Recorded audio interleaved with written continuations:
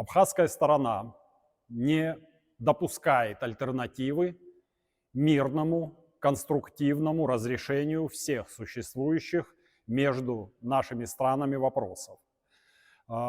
Этот подход мы считаем совершенно оправданным. Он базируется на нашей историко-правовой базе и на сложившихся реалиях. Как известно, уже длительное время сложился определенный статус-кво в регионе Южного Кавказа, и с этим мы призываем считаться всех участников женевских дискуссий. Разумеется, позиция наших оппонентов, Республики Грузия, как всегда, отличалась отходом от сложившихся историко-правовых, юридических и, что самое важное, политических реалий. Республика Грузия продолжает утверждать о том, что Абхазия находится под оккупацией со стороны Российской Федерации и тем самым делает невозможным дальнейшее продвижение и прогресс в достижении самой главной нашей цели – заключения соглашения о неприменении военной силы. Мы же ставим вопрос абсолютно логично и аргументированно. Республика Абхазия, Республика Южная Осетия – это два суверенных независимых государства, которые соседствуют с Республикой Грузия. С этими реалиями придется считаться всем. Точно такую же позицию занимают и наши партнеры, Российская Федерация.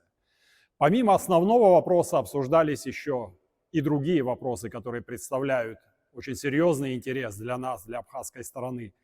Это вопросы внешней мобильности, вопросы документов, которые позволили бы гражданам Республики Абхазия перемещаться по миру, реализовывать свои абсолютно законные и важные права, свободы на передвижение, на определенные комфортные действия, которые каждый гражданин Абхазии имеет право реализовывать.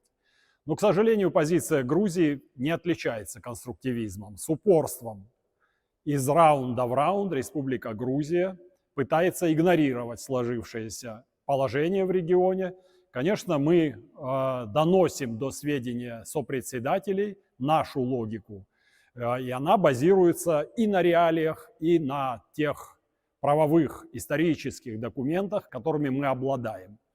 Такая позиция, конечно, в нашем представлении, в представлении наших партнеров, и эта мысль, я уверен, все больше и больше способна укорениться в общественном сознании, в том числе и среди сопредседателей женевских дискуссий, членов их команд, которые приезжают в Абхазию, которые видят реальное положение дел, видят то, что Абхазия сложилась как государство, она полностью контролирует свои территории, она создает общественные и политические институты, и вот на этом принципе, на таких подходах и стоит базироваться.